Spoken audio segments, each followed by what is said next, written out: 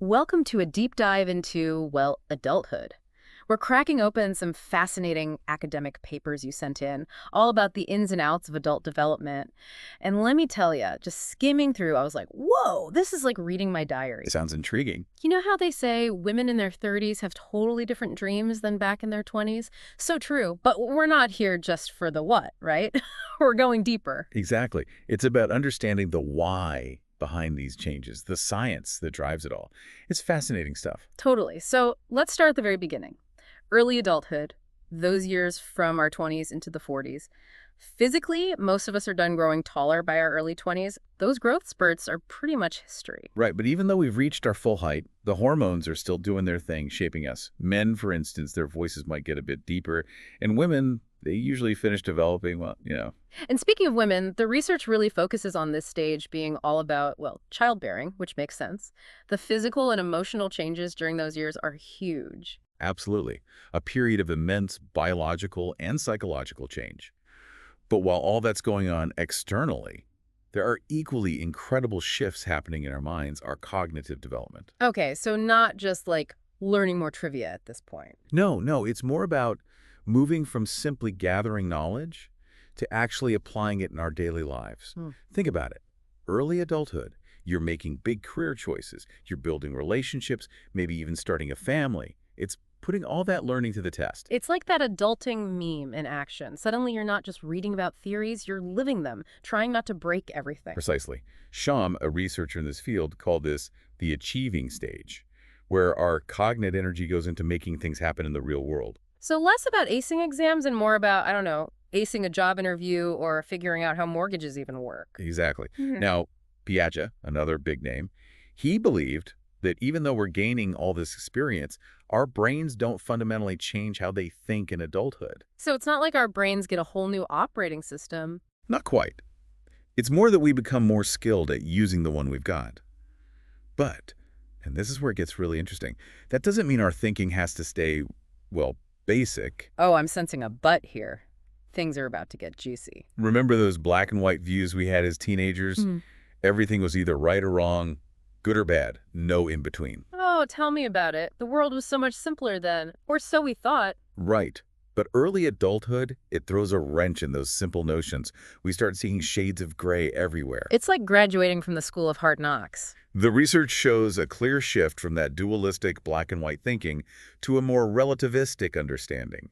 We start to grasp multiple perspectives, see the importance of context.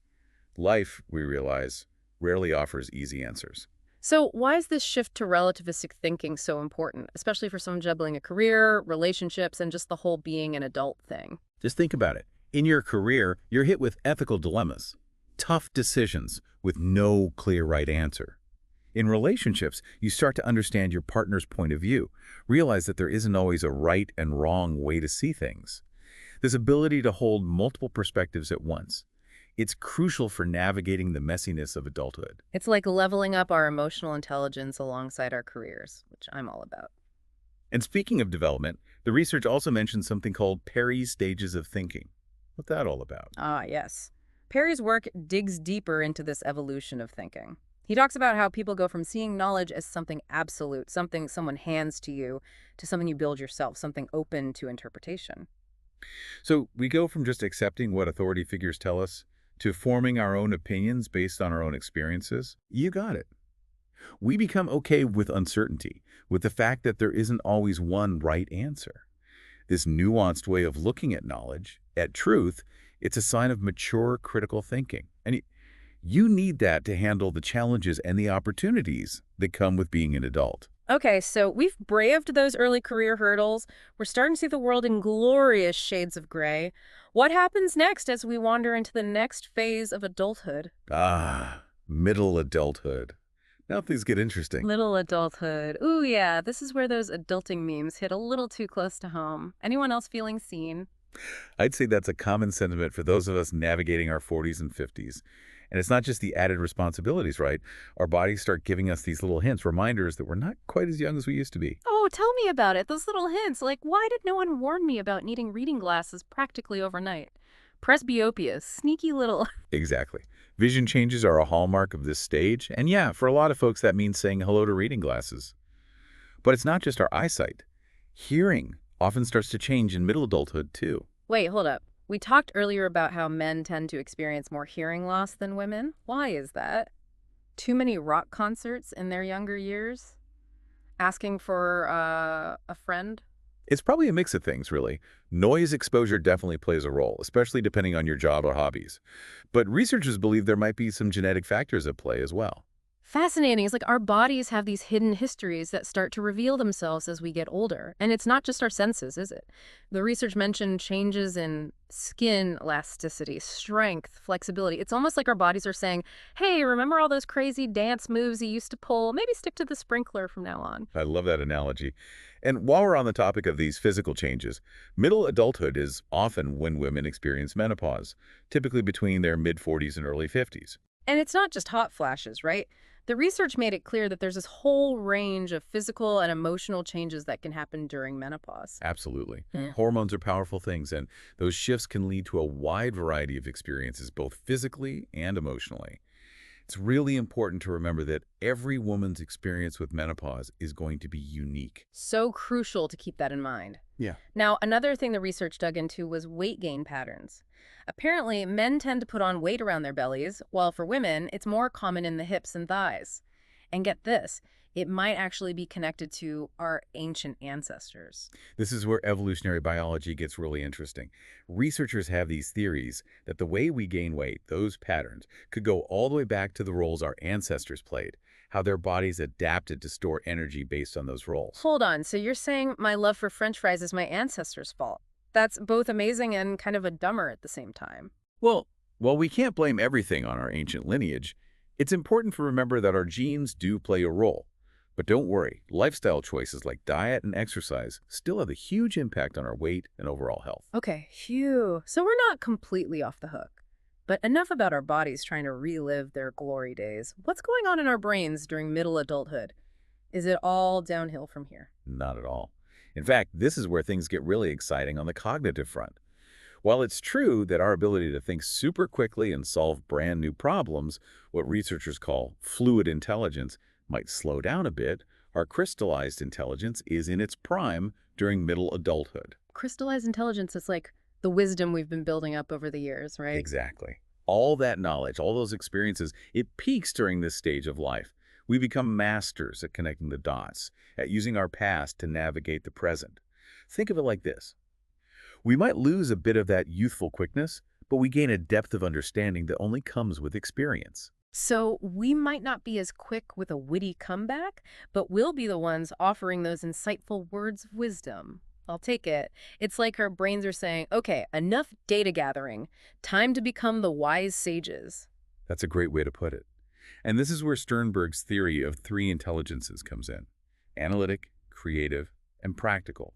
Middle adulthood is an ideal time to really tap into those different strengths, to find ways to use them that bring you a sense of fulfillment.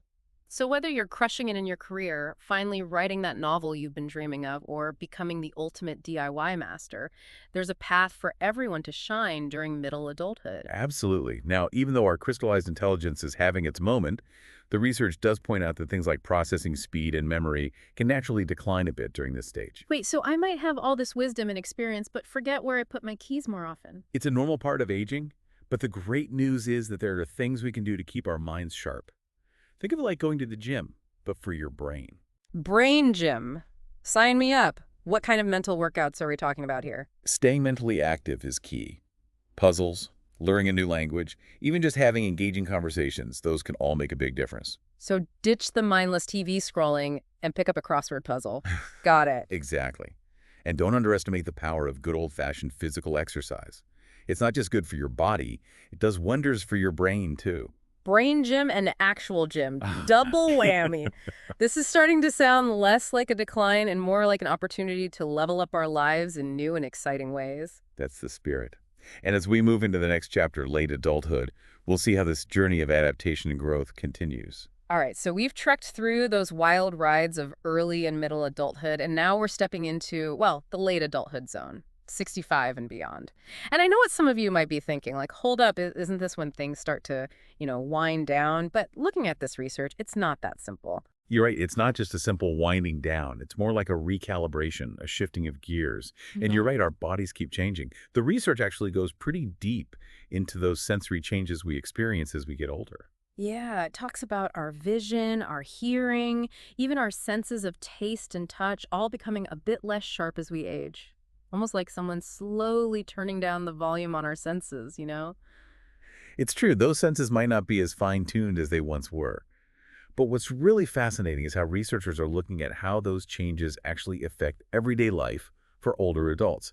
It's not just about the physical part itself, but how it all ties into, say, social interactions, staying active, even enjoying a good meal. That's a really good point. Like the research mentioned that even a slight decline in our sense of taste or smell, which seems kind of minor, could lead to someone not feeling as into cooking or maybe feeling a bit lonelier at mealtimes. It's like this chain reaction. Exactly. It shows just how interconnected our physical experiences are with our social and emotional well-being, especially as we get older. It's not just one thing, it's everything. Makes you think, right? And speaking of interconnectedness, the research also mentioned digestive issues becoming more common in late adulthood. Is that another one of those our body just decides to do this now situations? Well, there's some natural changes that happen with aging, sure. But what the research really highlights is that a lot of times digestive issues are connected to our social and emotional lives, Hmm. not just physical decline. So you're saying, like, our Subscribe emotions and how now. connected we feel to others can actually impact how well our stomachs are doing. Wild. It's really eye-opening to realize aging is so much more than just our bodies wearing down over time. You got it. It's this complex web of biology, psychology, our social lives all intertwined. And it's good to remember, even as we're talking about late adulthood, it's not all downhill like some folks might imagine. That is definitely reassuring to hear. Although the research did mention that as we age, changes in our circulation can up the risk of those, what do they call them? Little strokes, TIAs. Right. It's not guaranteed by any means, but it is something to be aware of. The important thing is knowing the signs of a TIA, things like sudden weakness, dizziness, that sort of thing, and getting medical help right away if anything like that happens. And we can't forget about, bones becoming more fragile as we get older. Seriously, it feels like every other day I hear about someone's grandparent taking a tumble and ending up with a broken hip. And that's a really important point to bring up. Preventing falls becomes more and more crucial in this stage of life. The research had some great tips, by the way, on minimizing those risks. Stuff like making your home safer by removing tripping hazards, good lighting, making sure your vision is in check. Those can all make a big difference. Practical advice, I'm all about it. It's like the researchers knew we were listening and wanted to give our awesome listeners some real-world help. I'm sure they'd appreciate that. But, it's not all about potential risks and physical changes here. Late adulthood is also a time of incredible resilience and some really positive transformations, too, which often gets overlooked. Okay, now I'm really interested. Tell me more about this resilience thing. What are we talking about here? Well, for one, the research made a point of saying that sexuality is still a part of life in late adulthood, which is great. Seriously, that's fantastic to hear. It feels like those conversations don't always happen as openly as they should, especially for older generations. You're so right. It's a topic that sometimes gets avoided or dismissed, which is a shame. It's important to remember that it's often emotional or health factors that affect sexual activity, not just age itself. Such an important reminder for all of us, no matter where we are in life. But okay, what about that whole cognitive decline idea that always gets thrown around? Is it true our brain power just fades to black as we age? Not quite. It is true that fluid intelligence, that quick thinking on your feet kind of thinking, tends to keep slowly declining. But, and this is a big but, crystallized intelligence, that stays strong well into late adulthood. So that deep well of wisdom and experience we've been talking about, it's not going anywhere. You got it. Older adults still have all that knowledge, all that expertise. They're masters at taking their life experiences and navigating tricky situations. And get this, there are actually studies highlighted in this research where cognitive training actually reversed signs of cognitive decline in older folks. Wait, reversed? Are you serious? It's like hitting the rewind button on aging. Isn't that incredible? It really shows you just how adaptable our brains are even years later. Staying mentally active and engaging in things like puzzles, learning new things, having stimulating conversations, those all make a difference. So basically, ditch the mindless TV and pick up a book, learn how to play that instrument you've always wanted to, or call up a friend for a good old-fashioned debate. Now you're getting it. And it's not even just about holding on to what we've got. It's about continuing to grow, to change. Okay, I'm all about growth. What kind of transformations are we talking about in this stage of life? Well, the research describes this really fascinating shift in focus toward basically putting wisdom and experience to good use. It's what a researcher named Lebuviviv called emotional expertise, where older adults become essentially experts at understanding and managing not only their own emotions, but using that wisdom to help those around them. That makes a lot of sense when you think about it. They've had a lifetime to hone those skills. It's like reaching this whole other level of emotional intelligence. I'd say so. And that kind of expertise goes way beyond just their own lives. A lot of older adults find a ton of meaning in mentoring others, sharing their experiences, making a difference in their communities. It's really quite inspiring. It really is. And that actually ties in perfectly with what the research said about lifelong learning programs being so beneficial during this phase of life. Absolutely. Continuing to learn, continuing to challenge ourselves, whether it's through those formal programs or just exploring new things on our own, is huge for keeping our minds sharp and finding a sense of purpose as we get older. So if we had to sum up this whole adulthood journey from our 20s all the way to our 80s and beyond, it seems like it's this incredible adventure of adapting and changing with both challenges and awesome opportunities for growth at every turn. What I find so refreshing about the research you brought us is that it really challenges that old idea of aging being this purely downward spiral. Yeah. Yeah, our bodies and minds go through changes, but we also gain so much wisdom, expertise, better emotional awareness. We learn so much about ourselves and the world around us, and that's incredible. It's like we're always evolving, and every single stage has its own beauty, its own unique strengths. Beautifully said. And that actually brings us to a final thought for all of you listening today. Since we know that the way we think, our cognitive strengths, those shift throughout adulthood, what if you were to look at those shifts as opportunities to discover new passions, new ways to find fulfillment in each chapter of your life, something to ponder as you continue on your own amazing journey through life? Subscribe now.